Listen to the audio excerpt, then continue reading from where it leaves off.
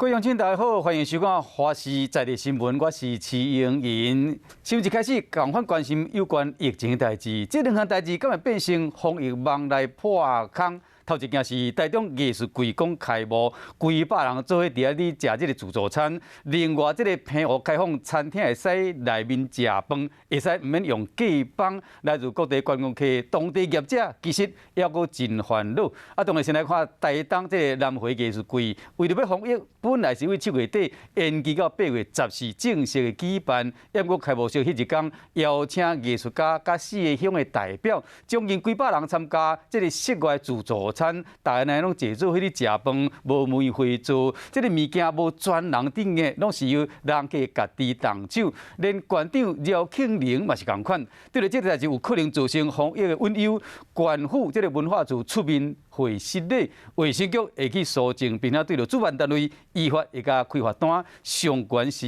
30万。大家好，我会讲久一点，因为菜还没准备好。台东县长廖庆玲讲菜也未穿好，不过详细看台下民众拢坐甲真晚。南回艺术柜14开幕举办餐会，几百人伫遮食物件，若无维持社交距离，无梅花座，嘛无用假饭，这个画面引起网友的批评。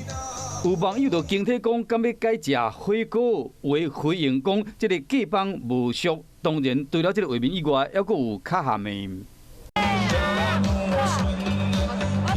要食什么物件，家己的馆长嘛同款，佮甲边仔民众咧讲话，破坏防疫规定，现场无专人来做服务，就惊讲会去话来话去，这活动引起争议，县政府嘛赶紧赔回。至于这个隔板还有座位的这个密度过密的部分，是我们当时考量不周，所以造成今天这样违反防疫规定的状况，在这边也是跟大家说声抱歉。他们预估没有到100人，所以他们没有提这个计划，